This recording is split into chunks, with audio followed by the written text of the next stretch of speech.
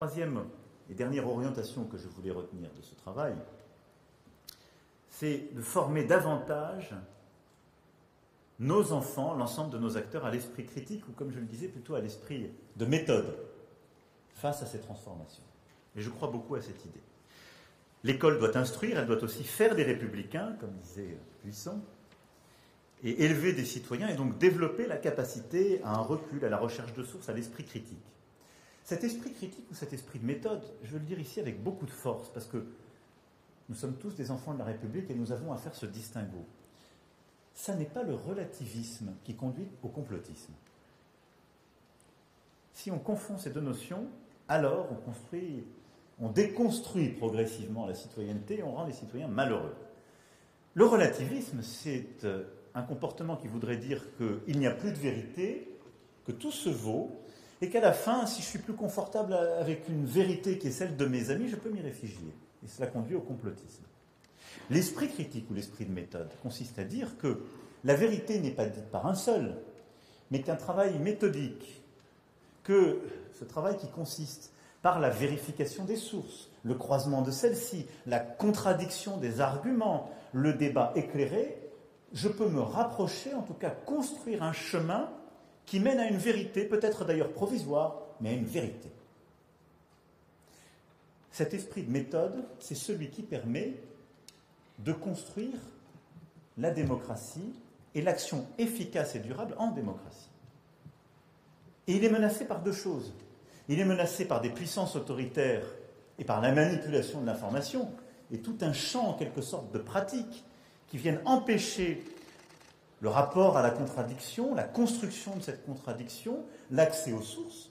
C'est ce qu'on voit dans certains pays qui vous empêchent de faire leur travail, qui masquent les sources, qui voudraient mettre en place une forme de révisionnisme historique d'État, ou c'est aussi ce qu'on voit à travers des pratiques du secteur privé qui, bâtissant des algorithmes manipulant l'accès à l'information, faussent en quelque sorte la possibilité de construire cet esprit de méthode.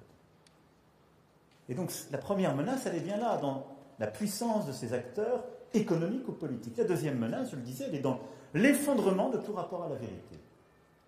Le doute absolu, qui en quelque sorte finit par justifier l'ignorance sur les pratiques du pire, et ça aussi nous le voyons, et qui consiste à parachever les transformations à l'œuvre, puisqu'il fait totalement triompher l'émotion, puisque plus rien n'a de valeur, puisque tout se vaut, puisqu'il n'y a plus aucune vérité, puisqu'on n'est jamais sûr des faits, puisqu'on ne croit plus en personne.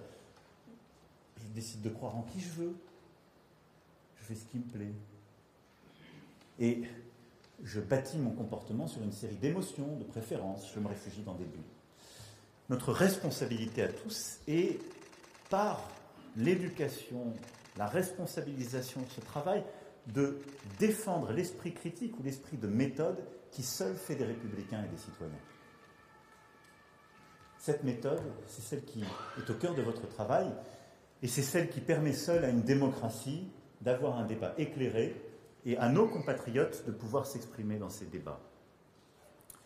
C'est pourquoi je suis aussi favorable à ce que nous inventions un nouvel enseignement civique tout au long de la scolarité obligatoire, pas variable d'ajustement d'autres matières, comme c'est trop souvent le cas, mais un cadre stable, un sanctuaire où l'on apprendrait aux jeunes Français l'esprit des Lumières, où l'on inculquerait les valeurs universelles défendues par la France, où l'on enseignerait au fond, je le dis ici avec beaucoup de gravité, ce qu'on pourrait finir par appeler aujourd'hui la précarité de la démocratie et des valeurs qui sont les nôtres.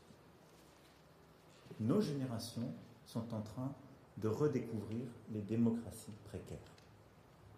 Et donc nous avons à nous réarmer pour les défendre.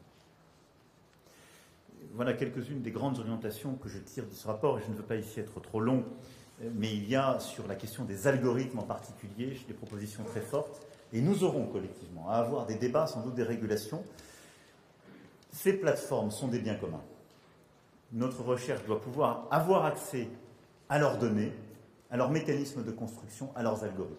Sans quoi nous sommes tous les fournisseurs ou les utilisateurs de mécanismes plus puissants que nous et qui nous manipulent. Et donc nous aurons à cheminer pour rebâtir cet esprit des Lumières dans le numérique, mais comme vous le voyez, qui est au cœur du travail qui est le vôtre.